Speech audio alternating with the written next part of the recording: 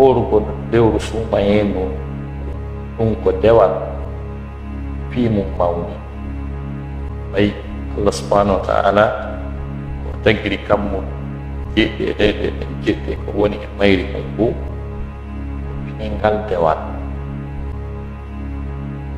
Ko ɓay kanko Allah subhanahu wa ta'ala na kanko feeñina e min ɓen ko tagir makko waawi tagirde ko si Allah subhanahu wa ta'ala ma khalaqna as-samawati wal arda wa ma bainahuma illa ɓe tagirani kamko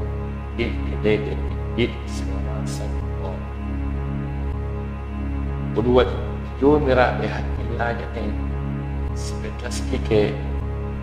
taggol kammo jeɗɗe ko woni e ɗum ko noddata ɓe ɗum paani e kamko Allah subhanahu wa ta'ala e batta ɗon ko Allah ta'ala inna fi khalqi samawati wal ardi wa ikhtilafi al-layli wan nahar la ayatin li ulil albab الذين يذكرون الله قياما وقعودا وعلى جنوبهم ويتفكرون في خلق السماوات والارض ربنا ما خلقت هذا لذلك tabitino e taggol kammo e yirtondirgol jemma o e ñalorma o yirtondirgol jemma o e ñalorma o mandeji ɗum ɗon ɗin hino hawni fayda ɓuri taggol kammo e ɗeleɗe ɗe ko sabu yirtondirgol jemma on e ñalorma on tum wonde Allah o wiya aya wiya ɗum maanda ɗum ɗon tum si tawi o wi taggugol kammo ɗen jeɗɗe ɗeɗe ɗen jeɗɗi e ko woni hakkunde mum ko ɗum ko mandeji wonande jomiraɓe hakkillaje wonde mo inna yirtondirgol jemma o e ñalorma ɗum moyta ɗum ko aya e maande Allah subhanahu wa ta'ala o ja'alna al-layla wan-nahara ayatayn ومحونا آية الليل وجعلنا آية النهار مبصرة لتبتغوا فضلا من ربكم ولتعلموا عدد السنين والحساب وكل شيء فصلناه تفصيلا وإن آية لكم في الليل نسلخ منه النهار وإذا هم مظلمون وكذلك ولنهم yiltodirgol jemma e ñalorma ɗiɗum feƴƴiti sabbungiti ƴeewdiri e yewtugol fi koode muunanaɗe wonde karaɓe ɓeeno naange ko tawata e ɗiɗo leydi e hoore mum ɓe ƴeyande ɓen koode tarotoɗe ɓe mana ɓeeno naange kalisaji muunanaɗe ɗino e mum nottuji ɓiɗɗo adama o e mijitagol fi o wande wasi ɓeɗaɗe ɓe yatafakkaruna fi khalqi samawati wal ardi rabbana ma khalaqta hadha batila ɓe miijito fi taggol kammo ɗeɗeɗeɗen ɓe joomayo amaɓena si tawi ɗo joni a tawi adama no soodi leydi tawatere call terminated ɗon étage mo hoore noogay o addi matériel o fuɗɗike o ari ha mahdi lanni o fuɗɗike karolude aɗimo enen ko ɗum waɗanɗa ko mi ay fof ɗum waɗiran komi darɗo luttira ni ñemete e doomi e balla naata haqqille no jaɓa haray no wuuɗi imma o hoɗama o luwina ma ɗum goɗɗum ɗo kono na mere haray waddani oɗone ɓiɗɗo adama joni noon kanko Allah subhanahu wa ta'ala no mo wawi taggude kamko jiɗɗe ko woni e mum ko fota ni tum nawon joni noon ka horugol duuɗo ndew somayi ɗum dewal mawni e tawde ɗe dewe ɗe yoto kadi Allah subhanahu wa ta'ala no dewe ɗen mo ɓurdi ndinni ko tagi ko fof o fonnaɗi ko tagi ɓurondiral ngal ko honto tabiti kaka kanko taguɗo on o suɓi ɗon e nder ko tagi ko wadhalika rabbuka yakhluqu ma yasha wa yakhtar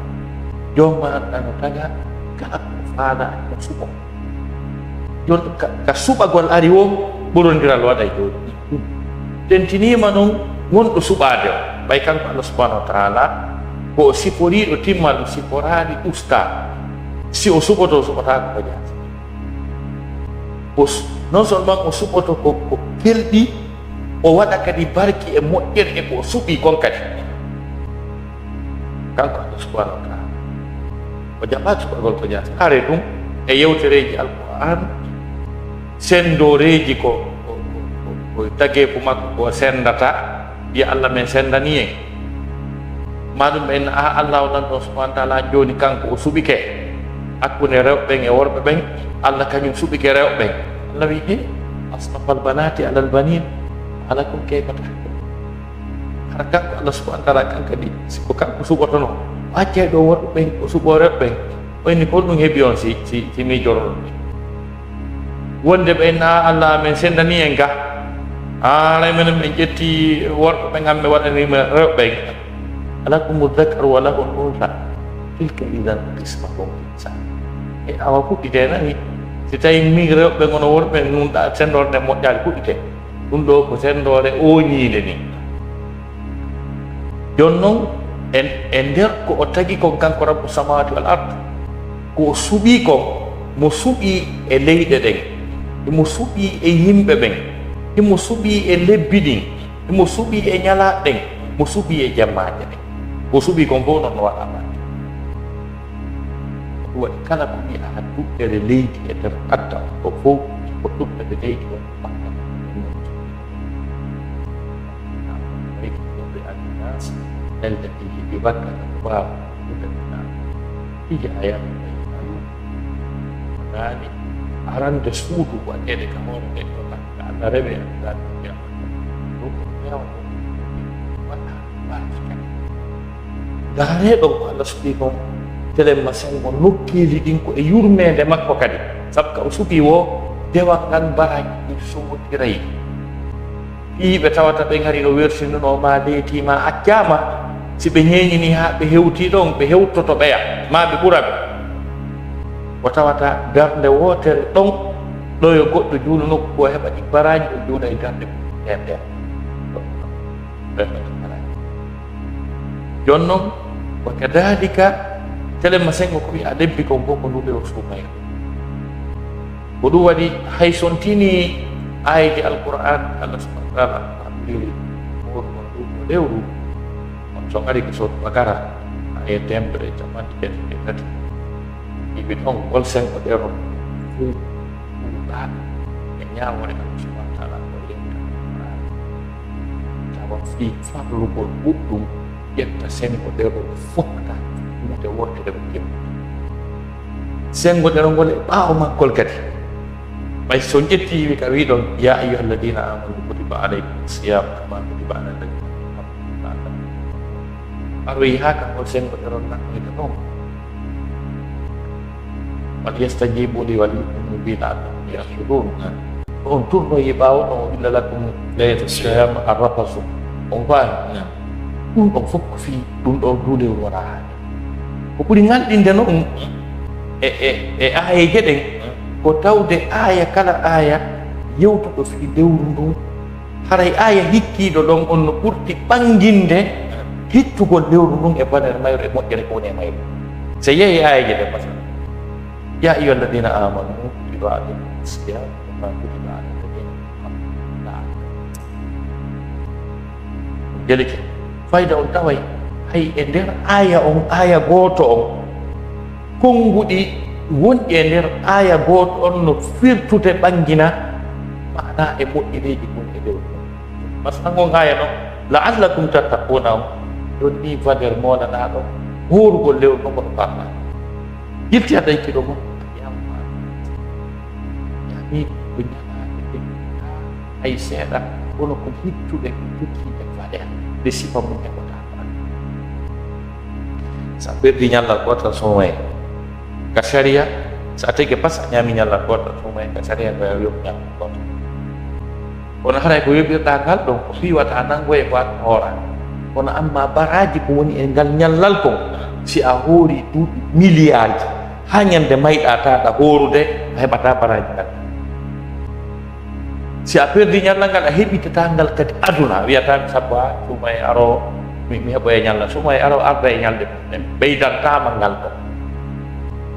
firti wasi a yewɗi qiyamat ma yiltoyi aya hikkiɗo e ɓe ayyaman ma aɗudatu on ko de tawno baraji e moƴƴere ko woni e horugol ɗen ñalaɗe kon hino tiiɗi Allah tan ɗon ɗo andi Allah ɓurɗan yimɓe ɓen fof wonata e noone goto e jokkude wotude e programme goto o yanñi fiyomo kala heɓu no siforɗa o no wawɗa o hara e ɓaykal sina ɗum no Allah no wawno ittitude wiyanomo yaafike ɓeɗo kono o ɗiɗi wondema yoɓe gerdu ni yoɓe heɓu wa man kana minkum maridan aw ala safarin fa iddatun min ayamin ukhra kala e moɗon wonɗo nawnuɗo ma hara himo e setagol Allah no wiyata ɓenɗo yafata kono wi koye ɓe limu ñalaɗe ñalɗi suumayiɗin yoɓe limuɗi e ñalaɗe go'o ko ñalaɗe goote valeur on ko gotum baraji ɗum ko gotum tuma ɓe jottidoyi wo nganto on iwoyi wo ɓe hoora ɓe yoɓa ɓe heɓa e baraji horunoɗo on tigi tigi wa man kana minkum maridan aw ala safarin fa iddatun min ayamin ukhra yiltoyi alhaaliji woɓɓe goo kadi no ara ɓe tata na wonɓe setade wona kadi nawnuɓe tawa ko nayeɓe ronkituɓe ɓe tawata horugol maɓɓe ngol hiɓe wawi horde si ɓe forti si ɓe etike kono fayida yaatay e wokki no dari wa ala alladina yutiqunahu fidyatun ɗum taamu miskin ɓay si goɗɗo tawi ko haɗi o newnanama ñamugol suumaye on sabu ko duuɓi makko ɗin towi ko on ɗon ala solution sabbagol ha nden hooroya ɓay si on tigi wiyama a hikka ko duuɓi 80 mi jogui mi wawali horde mi accu ha ko aratara woni duuɓi 80 e goho on tawi mi wawoye o yarata noon aray ronkan nden taydide rosi Allah waɗani ɓen ɗo wi yoɓe sortir hoore maɓɓe e lette ñamugol wonande tewiɗo kañum e wersinagol e moɓugol baraji ɗuɗɗi kadi heɓotono fidyatun taamu miskin ñammi on miskin ñammi on miskin qur'ana wi wa man tatawwa'a khayran fa huwa khayrun lahu kala ɓeydituɗo moƴƴere ko heewi kon tele masengo ka fiɓul islami haray ko heewi kon hino happa no wi'a ko ɗum ɗo kono ɗon hakke ma ko taguɗo on yiɗi yo moƴƴere waɗe mum o happani o wi ɗum fa man tatawwa'a khayran ko nakirare fa huwa khayrun lahu on geni kala kadi ɓeydituɗo ɗum ɓeyditanɗo hoore mum moƴƴere e hoore ko happa yo ete kon ko moƴƴere makko adari wa anta suumu khayr ko nde hoorotonno ɓuri on moƴƴande e kuntum ta'lamun ɗon no metti firde seeɗa par ce que si tawi istisna o ari ɓaawo ha gasi arti kadi tabintingol wawi wasi tawi ko istisna on itta harana ɗum nde wata seeɗirde no Allah wata yewtude o yeddito o wiyata si ɗon nawni tan hooru o wiyata si ɗon waya tan hooru o wiyata si ɗon nawi ɗo ronki tan hooru yilto kadi o wiya ko nde hooroton ɓuri moƴƴude wata seeɗirta tafsir o jaɓɓal e mana ko onon luttuɓe ɓe tawata ɓe on tawaka e ɓeeɗo ittitaɓe ɓen ɗo onon ɓe tata ɓe nawna ala e setagol duuɓi mum towa onon noon ko nde hooro ton ɓuri on sabu ɗon andi woɓɓe wengiloto no wira a nawnu ɓen ittama ɓe wawi nawnu par ce que o nawnugol ɗum ko psychologie mbiɗo wawi organisé ɗo nawnare ta ko ambulance hara ko min nawnini hoore ko psychologie baɗɗile ɗen nawnta créana hoore mum kulol nawna ha fof maɓe ƴara lakkere dareta tension o jawi ha kawntiki faalaɗo tigi ɗum hino wawi wonde jon noon ɗo a parguitan hoore ma nawnare an poɗa jokka ɓe ittitaɓe ɗo harale ɗa wawi horude Allah dari an gon ko nde hoorata ɓuran ba wa anta suumu khayru lakum in kuntum ta'lamun ndaare ha ɗon ko fi ndu lewru wona woode kono ndu innitaka kono so ndaari hay fokkitan nene ya ayyuha alladina amanu kutiba alaykum siyam kalimatu asiyam ko bima'na ma'rifa hino e muɗum ko ma'rifa hadi kalima mu'arrafa bidukhuli alif wal lam ɓay tun alif e lam naati e kalima horugol ngol woni kalima ko wiyete on ka balaga ka nahaw ma'rifa noon ɗum ko nafata bima'na ko moɓugol aydina teddina jonna valeur jonnanga ɗum hitta si ali fe laamnaati kutiba alaykumu siyam korka kan nawigol parlama e moɗon horugol ko korka kan yiltoyi noon aya on noon inniti noon lewru noon tigi aya arno ɗon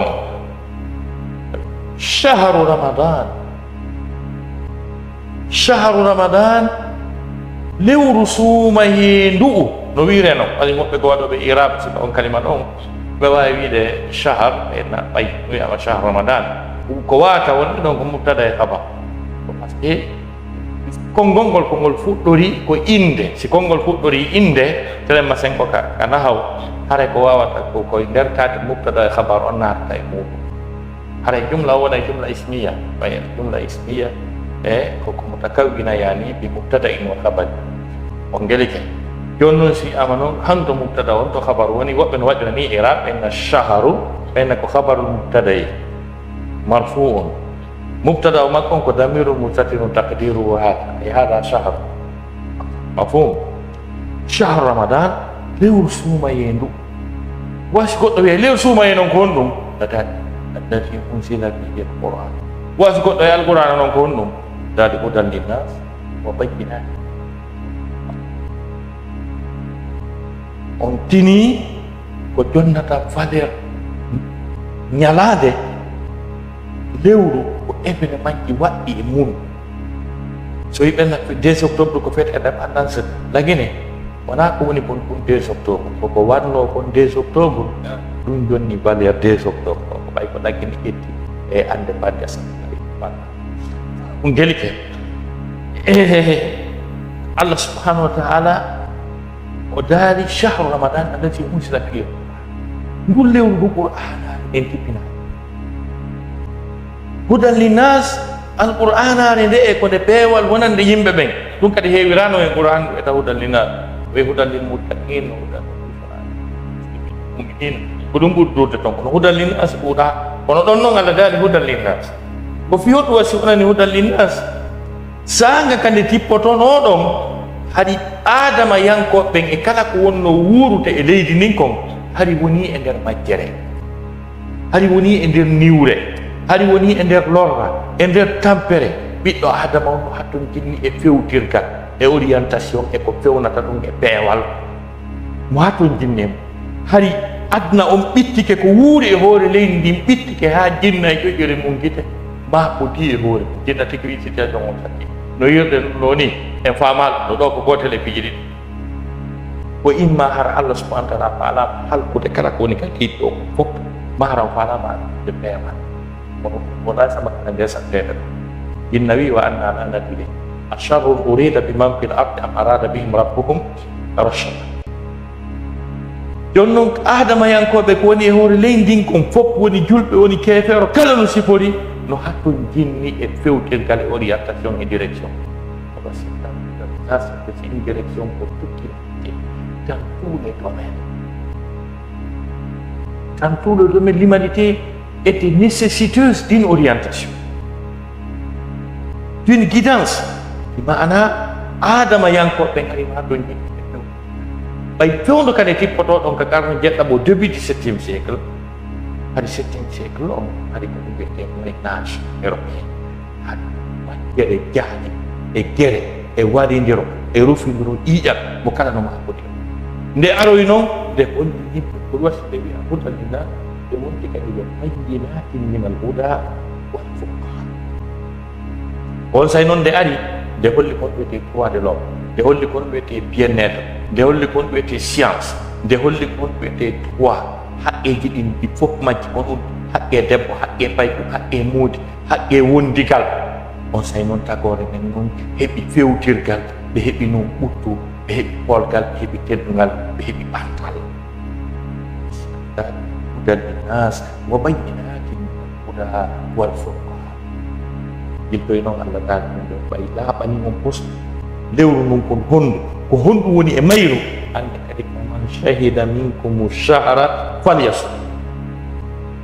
kala e moɗon mo lewru ndun ari tawi ha kala seeɗiɗo ndu dey hunaka farqun kabirun bayna shahida wa shahada dada ko giɗa kon waɗini ceyda koko tawma tawa ala hono ala ko wawɗa suuma yari tawima ala e nder aduna on ka wonata nduron ka tawdema kala mo nduɗo lewru suumaye aɗi tawi kala mo tawata hino wuuri ha ndu tawimo himo ɗon Allah daari falyasumhu yo hooro si Allah darino ɗo haray istisna uji wannoɗi ɓawɗi fof ɗi waɗama e ɓiisa goto kala ko ittitano ko boppata wonɗo o wonɗo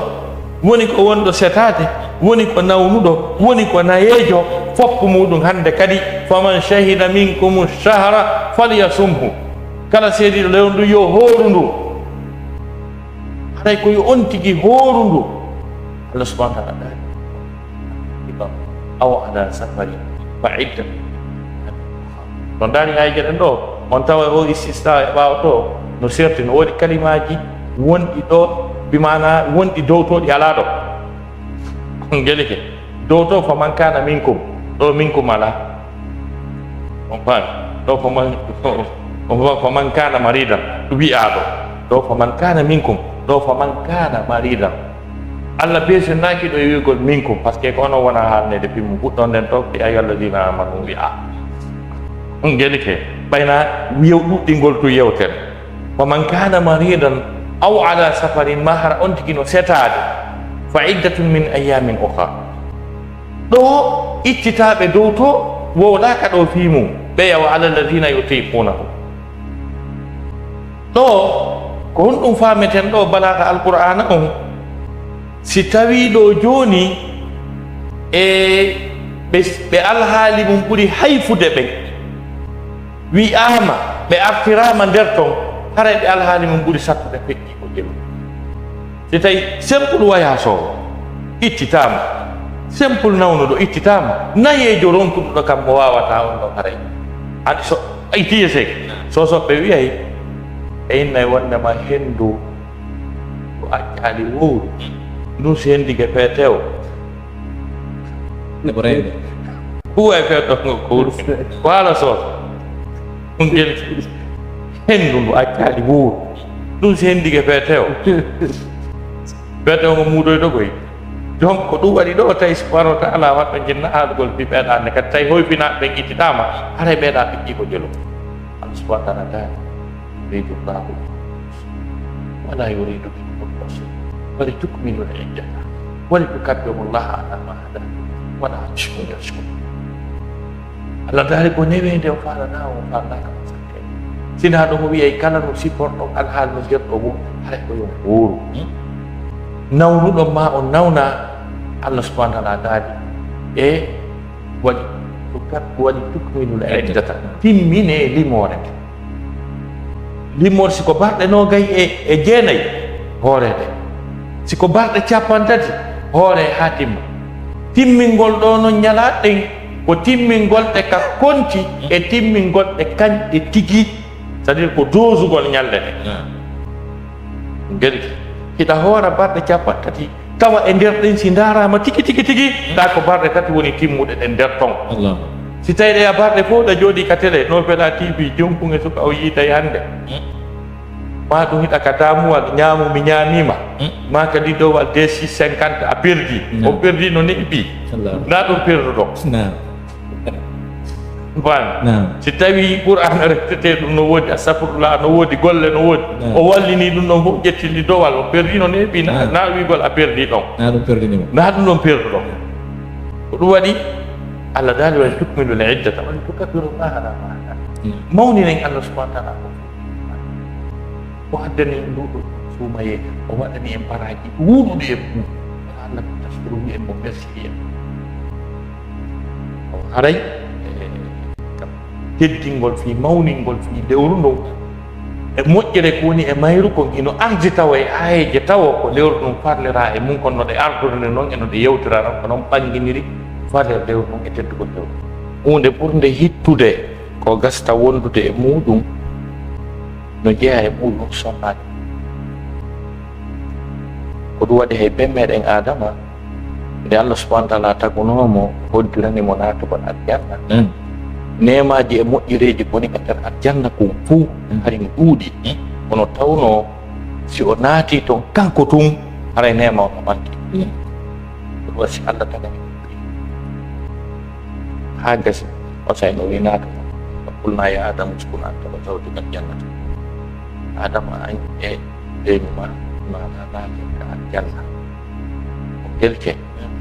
jonnon ko honno neɗɗo wawirta wondirde e ɓe yimɓe muɗum. L'islam on kañum ino andi ɓeɗo sonnaɓe ko wuurideteɓe e mum ko wondeteɓe e muɗum. Ko ɗo si aya gono wiya askinu hunna min hay sakantum min wujudikum honneɓe kawru ɗon na ɓe wawa ɗon seedude e nduɗo le suma e ko ndu arno hari ara num ko ndu farlano hari on sayi l'islam on newna yiidugol e sonnaɓe wona jemma wona ñalorma telemma sen ko ka mbaldi jonno yoga e sahabaɓe goo ɓe tata jikku maɓɓe nandi moƴƴa e jikku men musidɓe men ƴetta diallo ɓe tawi ɓe moltotono jemma ɓe porfitayno jemma Allah subhanahu wa ta'ala o andi koye iɗon jampade salaji moɗon haɗa ɗon compartagole ɓeɗo sonnaɓe iɗon wadde ɗum jemma kono ɓay Allah no yaaji yurmede on sayi o daginani ɓe wondugol e maɓɓe ko sifano aya wirno illa lakum laylata siyam arrafasu ila nisaikum e daginanama on jemmaje korka ɗen ka wawa toon soccodirde e ɓeygude ɓuɗɗi imana ka baldi Allah holli wondema ɓenna seedoɓe noon hunna libasul lakum wa antum libasul lahum bimana ko ɓe coñci mo on kon coñci maɓɓe goɗɗo wata seɗde e coñci mum ɗi telem so daari aya on mo mari manaji boyi no jeeya e mana aya on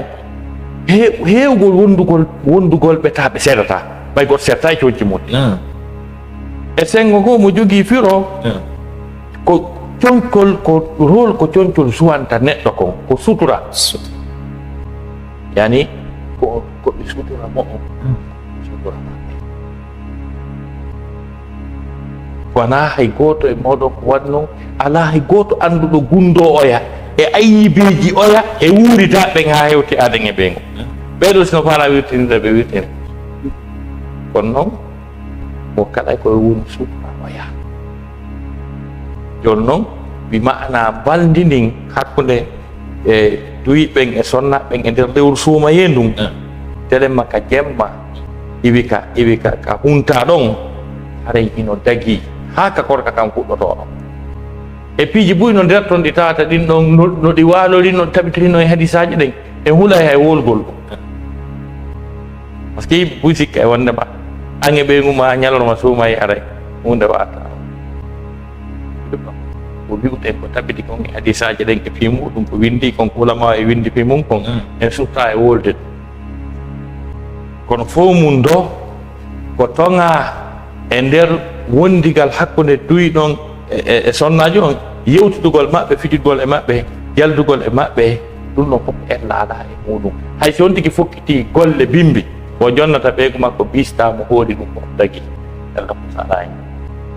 donc telemma ngol sengo ton ko ɗum ɗo wawde yiwtude e fe muɗum telemma wondigal ngal hakkude suddi ɗon e duyi ɗon e nder lewru suumaye e ɓe wallidira kadi e dewal ngal jantagol inde Allah subhanahu wa ta'ala rewtagol Qur'an ittugol sadaka sonnajo wakkilo o dépense tawi dépense wallinama yimɓe ɓe huntine yimɓe ɓe ñaama yimɓe ɓe yara e nder nduɗo lewru suumaye nene Aisha radiallahu anha ɓe maaki nana sasama ko dokko ko okkowo kono lewru ndo ɓurayno okkude e mundum ko ndu lewru suumaye wonno baraji e moƴƴere koni e mayru kono ɗuuɗi hay son tini hadis mo nana sasamaki onno arde e moɗo lewru teddum lewru waɗa barki lewru ndu dampude aljanna ɗe wudditde dampude yiite en soke seytaneji ɗin konɓe ɓe maaki naafilo e nder mayru ko farilla yoɓete farilla e mayru yoɓe iwi jeeɗi ha yeeso ton ɗin piiji fof son tini ɗum haray hettingol e dewe ɗen e nder nduɗo lewru suumaye eno mari moƴƴiri no jeeya e ɗen dewe ko Allah ɓuuri yiɗde e nder nduɗo lewru suumaye immagol jamma o salatu tarawih o yoton ɗum ko hunde nde tawata baraji mum ɗin no ɗuuɗi ha feƴƴiti e nder nduɗo lewru suumaye e hiɗon andi noon haysi tawina lewru suuma hendu juulugol jemma on ko hunde nde Allah subhanahu wa ta'ala yiɗi ko andi ton Allah subhanahu wa ta'ala no yiɗi juulugol jemma on ko jeeya ɗum e yamiroje arane nde Allah subhanahu wa ta'ala yamiri nelaɗo on toon ɗo fi fajril islam ka wahi on adino arde iwgol nela sallam kaari hira hiɓe arta ɓe maka zammiluni fayda ko jemma nden ñande woni ko Allah subhanahu wa ta'ala wi yo yimmo joni ya ayyuhal muzammil qumil layla illa qalila o waɗi noon nelaɗo sallallahu alaihi wa sallam emo fokkitani e safari e hunde e dongal teddugal mettugal naɓude emo hatton jinna e heɓilede ruhiyan wonkikin no hana moƴƴintinnede limanu on tiiɗine fiyo wawu rontade dongal ngal si Allah dali ya ayyuhal muzammil qum al-layla illa qalilan nisfahu aw inqus minhu qalilan aw zid alayhi wa rattil al-qur'ana tartila Allah dali inna sanulqi alayka qawlan thaqila meɗen fayi bugagol e maɗa ko jokkiɗi toone ma hebiloɗa ma préparoɗa si ɗum heƴa e ma ngeli ko ɗum waɗi neɗɗo si ɗum faala telɗude ka iman telɗude relation on hakkude makko e taguɗo on o immoto jaam ko bat Allah subhanahu wa ta'ala himo holli wondema sa'iji on sayi ɗin ɓuri tiiɗude kawral e Allah subhanahu wa ta'ala e yurmede makko nen e diñalon Allah dari inna nashi'ata al-layli hiya ashaddu wata'an wa aqwamu qila wa inna laka fin nahari sabahan tawila ɗin sa'iji ɗon haray taguɗo on hino ɓatti taguɗo on hino fonti yurmede makko nden himo daɗɗi nde himo faala arowo e tawde kadi ko on tigi yewtata ɗon kon e ko gundodata e jooma mum kon ɗon haray ko ɗon ɓuri tiiɗude kawral siko ñalormaɗa fuɗɗo tun ɓeyna asun ɗum hokkiti so mugolɗa awa haray makiti on hewti aɓe artiri mbuɗɗin haqqille ɗe fo tappode hono telen 3 heures 4 heures du matin a noddatake ɗon e kile guesa a noddatake ɗon e waño ɗon haray ɗa hettindi ko ɗo Allah dari inna nashi'ata al-layli hiya ashaddu wata'an wa aqwamu qila awa sen taskike kadi telema sengo ko juulugol jemma en tawa jiyaɓe Allah subhanahu wa ta'ala gayi ɗin ɗi Allah subhanahu wa ta'ala marani aljannaji ɓurɗi kelɗude kala ka fi juulugol jemma min mi wattani hakke kon e Qur'an kala ka fi juulugol jemma wola aljanna wolete fi ɗon tawa ko spécial o nanda e ɗiya min komi taski ko so yehi ka suratul Furqan iwi ka Allah daali ɗon walladina yabituna li rabbihim sujjadan wa qiyam ɓen ɓe no waala juulande joom maɓɓe so jokki ayje ɗen ɗon o aroye hay o kala subhanahu wa ta'ala daali ɗon ulaika yujzawna al-ghurfata bima sabaru wa yulaqqawna fiha tahiyatan wa salama khalidina fiha hasnatu mustaqarran wa muqama ko ɓe woni yoɓoytoɓe chambre on won nder ton ko chambre hombo noon e nder aljannaji ɗin ko juuloɓe jemma waɗana so arti ka honno ka surat sajara Allah subhanahu wa ta'ala no yewta fi jiyaɓe ɓe ɓalli mum pottitoto danɗe ɗen ɗon kadi mo wooli fi joddin ɗon wurin hay o woola ɗo wi hay goto anda Allah dari tatajafa junubuhum anil madaji' yad'una rabbahum khawfan wa tama'a wa mimma razaqnahum yunfiqun fala ta'lamu nafsun madha ukhfiya lahum min qurrati a'yunin jaza'an bima kanu ya'malun Allah dari wonki hay goti anda ko suuɗanaɓe e nemaji e poti weliji yitere yiyata ɓernde yiya ɓuuɓa welto on tini ɗum so daari kadi masalan wono wa ka suratu zariyat innal muttaqina fi jannatin wa uyun akhidina ma atahum rabbuhum ɗon kadi en anda ko ɓe woni akhidade ɗon ko wi ɗo ma atahum rabbuhum heɓe nder aljannaji kañum e canɗi ɗum tu yoni nema ko ɗum kadi ɓe woni jaɓute akhidina ma atahum rabbuhum heɓe jaɓa ko jooma maɓɓe okkiɓe kon kono Allah subhanahu wa ta'ala dali innahum kanu qabla dhalika muhsinin ɓe laatinoke ko adi arde ɓe e ɗin aljannaji ɗin nemaji ɓe jaɓa ko Allah wi ɗon ko heɓe jaɓa hari ko moƴƴinaynoɓe e nder kala golleji moƴƴiɗi ɓe gollaynoɗin fof ko Allah sappi ɗon ko julgol jam kanu qalilan min al-layli ma yahjaw wa bil ashari hum yastaghfirun ɓe laatinoke ko seeɗani e nder jamma ɓe laatoto ka wedde hiɓe incinani jelike on daaray hay nelaɗo meɗen Muhammad sallallahu alaihi wasallam moƴƴere monanade nema aljanna mo dendanagal annabaɓe ɗimmoɓe maɓɓe ɓen fof ko faala mo kala no wi ko ɗon faala hakke ma ko nela sallam faala no ko be ma ke waɗanɓe campagne ɓeni kala emen nanɗo noddinago ñentini noddinago ha timmi toraniɓe ɗon ɓe ƴettanimo garanti ɓe tefano hen andiɓe faala ka ko annonɓe ɓe nangodiri ɓen no dolni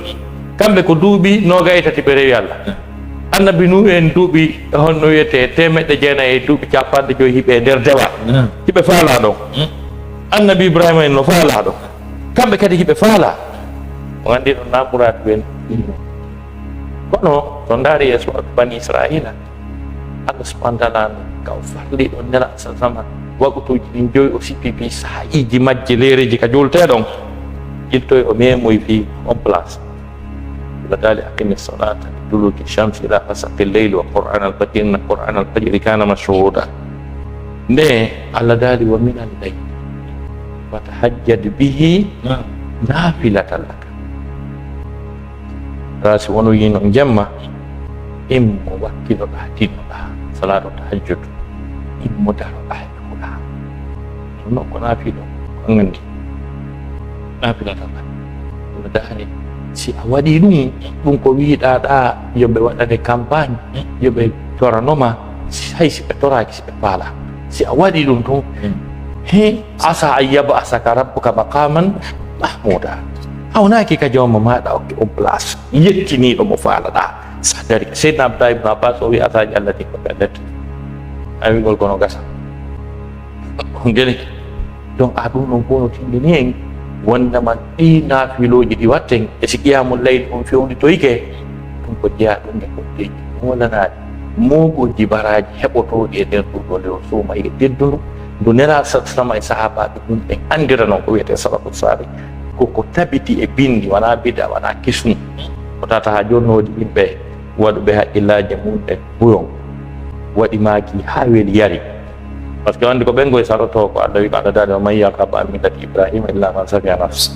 si tawi ɗum haqqille ɗen no ɗon hunde ukkaka nder to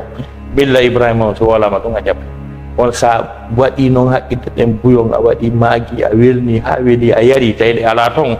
on sa dartoɗa wiya qiyamul layli ko ɓe anda fi ɗum kaari en andi ɗum no tabiti e bindi no andira jeeyaɓe Allah moƴƴuɓe salafu salih ayji Qur'an tabintini hadisaji tabintini e nden nduɗo lewru suumaye ɗum ko fiya kuuji mawnuɗi ɗi hande daranaɗe ko nelaɗo sallah sallam ɓawo nde o yamira daragol jemma juuɗa ko hay jiyaɓe heeɗiɓe mbo ɓen jentimo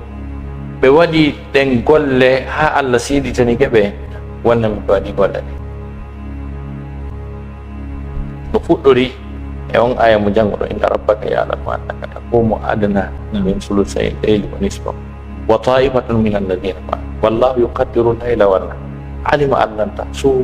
tuhsuhu fataba alaykum faqra'u ma tayassara min al-Qur'an on gelike seedintinni yamirore ari seedintinnama wondema yi Allahu nan ɗon andi hiɗa immo dey daro kañum e fedde kadi wonɗude e maɗa ɓe wonɗon darodade rewa Allah subhanahu wa ta'ala e nder jemma o sifi ɗon sa'iji jemma o wi wallahi yuqaddiru al-layla wan nahar Allah hino eɓɓi himo karkilani jemma on e ñalorma wono hollirɗen noon ko o tagi kon fof himo ɓurdindinni no woodi sa'iji sertuɗi ɗi tawata fewnuɗo on ko ɗo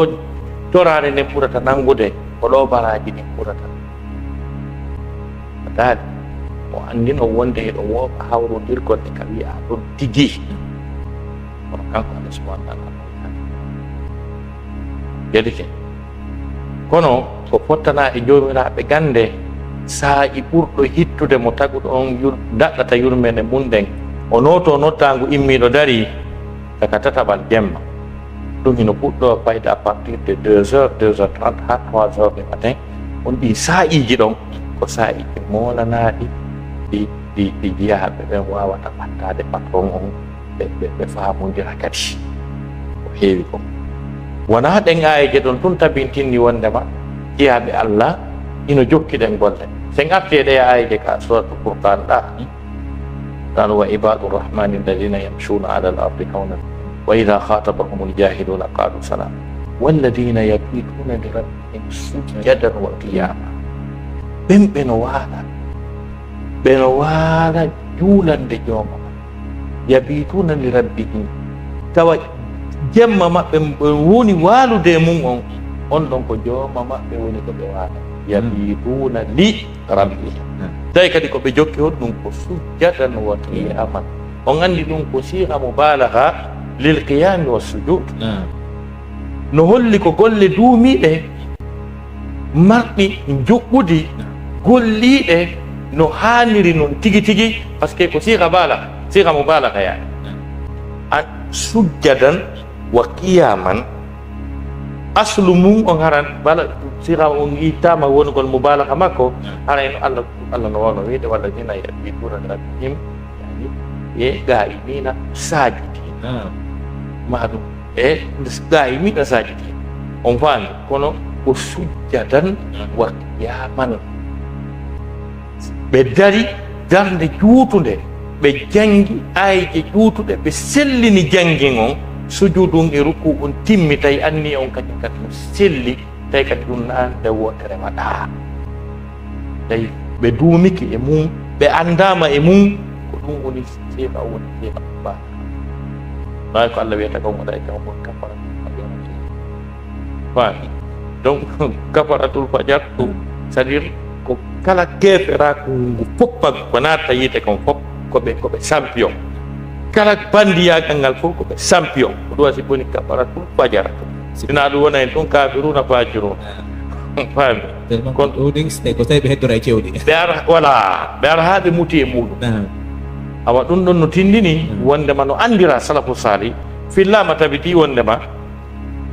goto e salafu sali o ɓe noyi ko Imam Ahmad bun Hanbal, o laatinoke o immotono jamma o juula, o hawrodira e ayeje hawniɗe hurɓiniɗe, o fesa.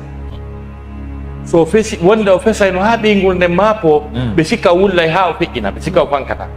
Mawɗo gomo o weldi kawtal joma kono ɗon ko on mawɗo ɓe noddoyta,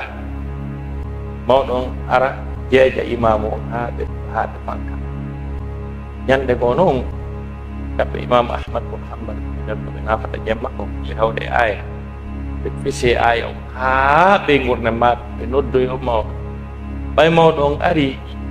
Imam Ahmad bun Hanbal ɓay mawɗo on jeeji mo fanku accu fanka, oyni ene kaarijo a nanali ko Allah daali kon, oyni ko honɗum. O janngani mawɗo on aya on, mawɗo ronditi juɗɗe fesi ha tawi joni kanko jeejata mawɗo on joni, tawi ko aya on bo ko Allah daali ko o badala minallahi walde kono feeñani ɓe ka Allah tabbano yani tuma goɗɗo rewi ɗo Allah o filliti o aray tun o naata aljanna, calcule ɗon ha tawe ko yiite tawa heɓɓitotako ɗum no hawni. Mawɗo on fesi ha o wi o filliti ko ndeññande on aya tibbi maari wala ka Qur'an, kono ɗen aya geɗe ɓari ndi ɗon ɗon aya goo no ari ka sourate Maryam, aya goo no ari ka sourate Mudassir. Allah fa khalafa min ba'dihim khalfun adaa'u salata wattaba'u shahawati fasawfa yalqawna ghayya. Nde Allah subhanahu wa ta'ala yewtiti jiyaɓe Allah moƴƴuɓe, ɓe o suɓi o manti fi muɗum. Yewtugol fi ɓen ko fuɗɗori koko annabi Yahya, ya Yahya khudhil kitaba bi quwwa wa ataynahu al-hukma sabiyya. Sifa non ha wari wadhkuru fil kitabi Maryam, non wadhkur fil kitabi Ibrahim. Fof mo kala Allah sifi jikkuji ɓurɗi labeede ha o wi ulaika alladina an'ama Allah min annabiyina min dhurriyyati Ibrahima, min dhurriyyati Adama wa Ibrahima wa Israil. Sifa noon ayje ɗe gardi ngeli ke Allah daɗo mimman hadana wajtabaina hatta kay to ɗen on aya ɗon o waɗɗina hen sujjugol ngeli ke nde Allah subhanahu wa ta'ala yewtuno fiiɗi gayi e moƴƴereji moƴƴi koɗi yewti ko fof e ko mantiɓe ko sifi moƴƴereji ko ɓe jogii kon, o wiyoy noon fa khalafa min ba'dihim khalqun, lonti noon ɓaawo ɓeeɗo lontotoɓe ko ɓe adi wadde adaa'u salata, ɓe yeebi julde nden. ɗo dari ka tafsir Abdullah ibn Abbas o wi ma taraku salat wonaki ɓe juulugol ɗum ɓe ko juuloɓe tigi ni kono ɓe juulay ruku e sujudu ɓe timminta si ɓe faldi ɓe annda no wattirte ɓe juulata e nder wa halafa min ba'dihim khalfun adaa'u salata wattaba'u shahawat ɓe yeebi julde nden ɓe jokki beleɗe wa sawfa yalqawna hayya arama ka ɓen buge e ko wiyete hayya seydna abdoulah ibne abbas waɗanta ko wiyete hayya o wi hayya e waylume o wi ɗum ko kuluji jeeyaɗe kuluji yiite jahannama ɗi tawata yiite jahannama ngen e hoore mum ñande o ñande toroto Allah laabi capanɗe jeeɗiɗi yo Allah woɗɗintinge ɗin koloji ka ɓen ɗon naɓoyteɗo ndelike ɗum sen arti ka surat mudassir ɗa ɓe tawata ɓe Allah subhanahu wa ta'ala yewti fi mumɓe tuma yimɓe ɓe ñawoya ñande dal ngal naatoɓe yiite ɓen fof waɗa sengo si ɓe fokkintinnama ka yiite ɓe naɓete ha e laawol ɓe sendite embere bonnereji maɓɓe ɗin hande hay ka adna ɗo wujjuɗo bire diwal kañum e yawɗo fusi suudu ha gasi wari goɗɗo wujji ɓen nakato goto yaata ka ko ɗum waɗi si ɓe addama ha e laawol ɓe senditete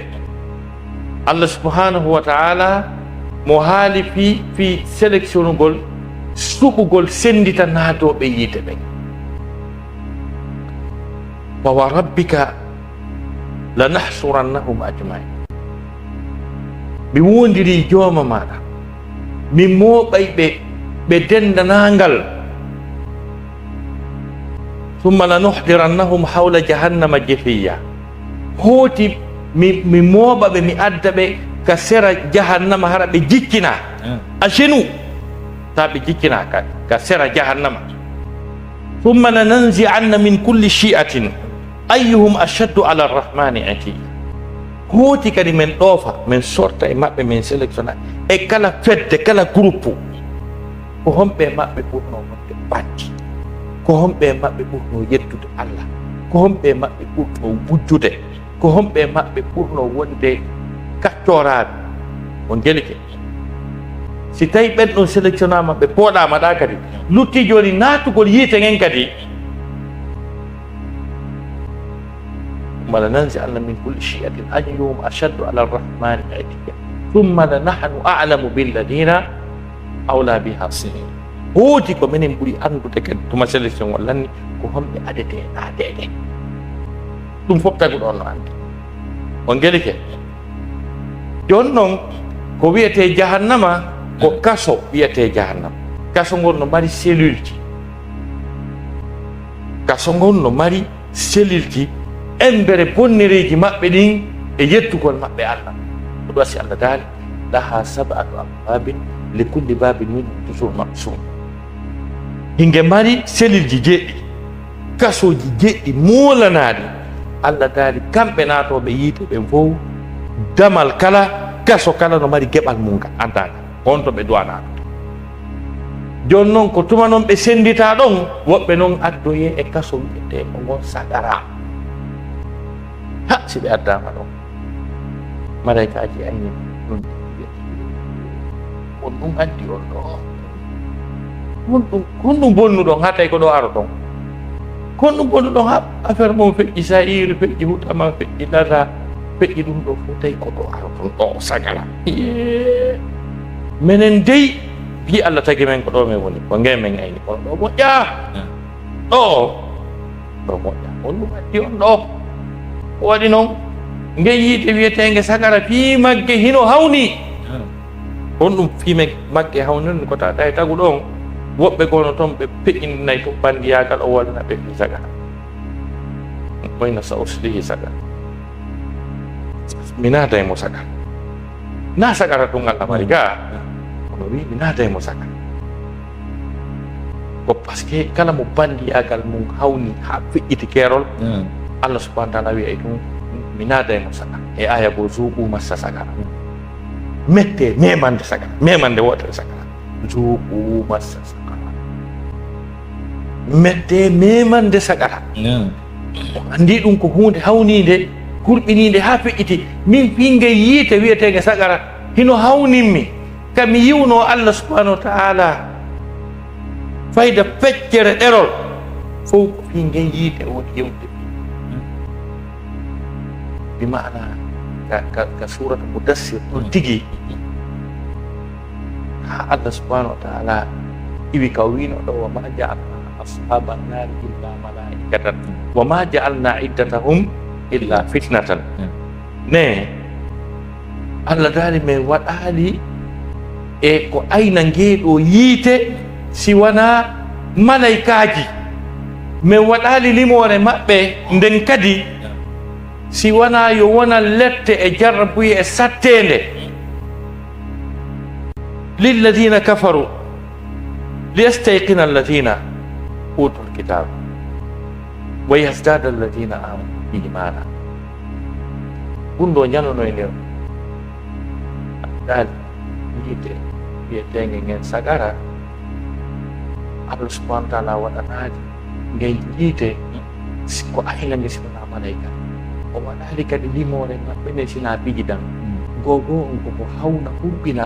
addeteɓe ɗon ɓen e fii kadi gonɗinɓe ɓen bimana yimɓe okkaɓe gande defte ɓen ahlul kitabi en yoɓe heɓu pellital ɓe yanane wondema nde alqur'an gonga sabu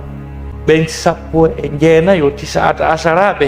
ɓe Allah yewti fi magge ɓe ko 19 kadi o yewti ka defte maɓɓe so wino 19 ka tawi ɗo ko 17 o ɓen nde guranare ɗo nde lowtodiri nde kelɗa o yasdata alladina amanu mana si tawi ko Allah waɗan ɗo yewti ɓe ko hino feppodiri e ko yewta ɓaawo kon bandi ahlul kitab wi he ɗum ɗo ko gonga aray ɓeyɗa kamɓe kadi ɓeyɗo ko on gelike Allah daati si tawi hara ko malaika himo mari ɗum ko yonata mo wono wadde guluje jeenayo ma milliard jeen par ce que wi wama ya'lamu junuda rabbika illa hu on gelike daari bima'ana koneli jooma maɗa malaika ko jogi kon ko ɓen ɗuuɗi kon ko kanko tun andi wama hiya illa dicra lil bashar bima'ana ngeɗo yiite nge wonali si wona ko ɓandinke waajitora e nder ayeje ɗen Allah subhanahu wa ta'ala daani innaha la ihdal kubari nadiran lil bashar nahano ngeɗo yiite nge'e la mi wondiri zate ihdal kubar ko mbiya si tawi kanko Allah subhanahu wa ta'ala e mawnugol makko wuuɗi ko o mawnini tawi e nder ɗin mawnuɗi ɗi o mawnini ngeeɗo no tawa e mum innaha la ihdal kibar nadiran lil bashar ɗum ko ndertinir ɗum ko avertissement wonande ɓanɗoge jonnon si ɓe addama ɗon noon ka sagara malaika ɓe ngalɗa hunɗum ɓe bonni ha tawi ko ɗo ɓe ari hanno programme maɓɓe haɗa to sabu ɗo moƴƴa qalu ma salakakum fi sagara on ɗum addi on sagara kon ɗum bonni ɗon tawi ma tawi ko sagara aro ton qalu lam naku minal musallin wa lam naku nut'imu lmiskin wa kunna nakhudu ma alkhaidin wa kunna nukadibu bi yawmi ddin hatta atana alyaqinu hino ko addi ɓe sagara kon tawi premier hunde ɓurde mawnude ɓayde goɗɗum no linte o koko ada wolede kon ɓuuri hurɓinade qalu lam naku minal musallin hari men jeeya kay juulde hari menen men juulata hari menen men juulata sifa ɓen julɓe ɓe andanɗa hoore ma kaga suuma e dari ha maayi ɓe juulata ñande suuma e maayi kamɓe julde ɓe gayti qalu lam naku minal musallin hari men jeyaka e juuloɓe ɓen wa lam naku nut'imul miskin hari men ñamminta miskinɓe ɓen ɓeɗe mari ko hibboyte ko haykoyte kono men hokkata men ittanta miskino ande men ittata miskino e nangue men adda mo ɗowdi jawle amen e doole ko men jogii kon koko miskino lorrire koko bani adama lettire lorde menen ko ɗen jawle men ɗaɓi qalu lam naku minal musallin wa lam naku nut'imu miskin wa kunna nakhudu ma alkhaidin hari meɗen juɓɓida e jumɓoɓe andi ɗum ɗon ko istiara ta balana laawigol ko jumpugol ndiyam yani ko kala ka fuɗɗita miɗen ƴetti dagi daga moƴƴa kala haala memminaka mi wowlay ka woni gonga woni penade woni yoore meɗen nder ton bakurnana fuɗuma Allah min karkirta hay hunde ko wolete e ko watte ko yani wo meɗen ton dagi dagaki wakunnano kadi biyawɓe ɗin hari kadi meɗen finni nde ñalade dargal en holaki ɗum ara mais woni e ɗum non hatta atanar yaqino ha mayde nde eɓɗi men yaqi noon ɗon ko mayde nden fanda sifa mum no ari kadi e suura ko to wabudu rabbaka hatta yakal yaqin ha mayde nden geli ke tawi ko ɗum ɗo en andiɗo e ɗe ayaje ɗo ɗiɗi oya aya ka sorto mariam fa khalaqa min ba'di khalqun adaa'u salata kañi e o aya ɗo holli wondema julde nden naɗo mo fijiri julde nden salike juulde e waɗude salike andude ko honno juulirte ko honno julde nden sellirta iwi ka laaɓe ka salligi ka longal ha no nde hewtitorte ha si nde boni ko honno nde wattirte mo waɗali soobe e ɗum ɗo paray mo huɗana wata o amna ɓeeɗo